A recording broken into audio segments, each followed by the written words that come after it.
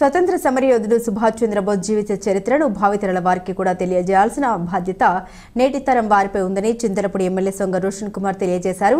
జంగారెడ్డిగూడెం పట్టణంలోని బోసు బొమ్మ సెంటర్లో ఏర్పాటు చేసినటువంటి సుభాష్ చంద్రబోస్ విగ్రహాన్ని శనివారం ఎమ్మెల్యే రోషన్ కుమార్ ప్రారంభించారు.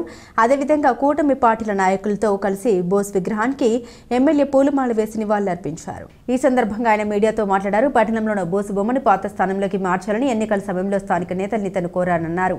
ఆ సమయంలో ఇచ్చిన హామీ మేరకు విగ్రహాన్ని పాత స్థానంలోకి మార్చమన్నారు. అంతేకాకుండా ఇప్పటి వరకు విగ్రహం ఉన్న స్థానాన్ని హమాలీలు విశ్రాంతి తీసుకునేందుకు వీలుగా మారుస్తామని తెలిపారు. అనంతరం ఈ విగ్రహ ఏర్పాటుకు సహకరించిన మహంకాళి రామ్మోహన్ రావు, పర్మి సత్తిపడ్డు, రామంజనేయులు, సోమేశ్వరరావు, గంగాధర్రావు అండ్ బ్రదర్స్ ను ఎమ్మెల్యే అభినందించారు. ఈ సందర్భంగా ఎమ్మెల్యేను కమిటీ సభ్యులు సత్కరించారు. ఈ కార్యక్రమంలో పలువురు ప్రజాప్రతినిధులు, కూటమి పార్టీల నాయకులు, కార్యకర్తలు, పలువురు వ్యాపారస్తులు పాల్గొన్నారు.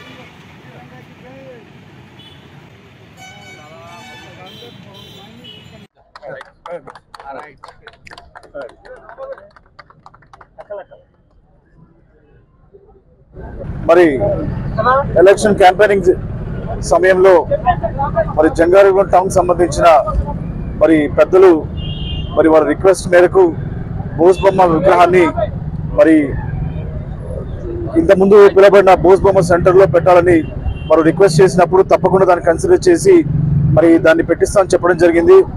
మరి ఇచ్చిన మాట ప్రకారంగా ఈరోజు జంగారెడ్డిగూడెం టౌన్లో మరి బోస్ బొమ్మ గారి విగ్రహాన్ని ఇక్కడ ఓపెన్ చేయడం జరిగింది.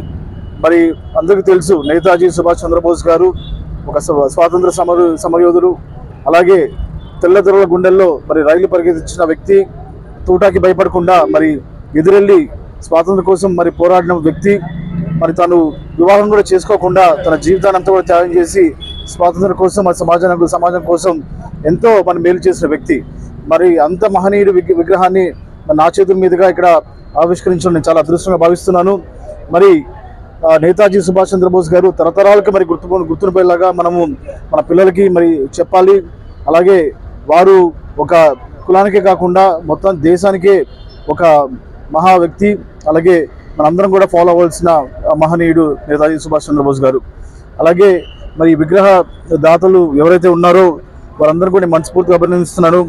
మహంకాళి రామ్మోహన్ రావు గారు, అలాగే పర్మి సత్తిపండు గారు, రామాంజనేయులు గారు, సోమేశ్వరరావు గారు, గంగాధరరావు గారు, బ్రదర్స్. సో వీళ్ళందరూ కూడా మరి ఈ విగ్రహానికి సంబంధించి ఎంతో మరి దాతలు మరి ముందుకు వచ్చి చేశారు.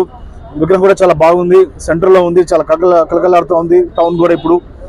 మరి అలాగే 2025 అక్టోబర్లో ఇంకా ఎదురున్న కాంట్రాక్ట్ ఫినిష్ అయిన తర్వాత కూడా మరి అదే కౌన్సిలర్స్ మేరకు సో అక్కడ కూడా మరి స్టాచ్యూని మరి అక్కడ పెట్టడం కూడా జరుగుతుంది. తప్పకుండా నేను ఆ విషయంలో ముందుంటానని చెప్పి మీకు మాటిస్తున్నాం. సో అలాగే హమాలీస్ రెస్ట్ తీసుకోవడానికి కూడా ఖాళీ స్థలాన్ని కూడా మరి కొద్ది సమయంలో అది మరి ఓపెన్ చేస్తాము.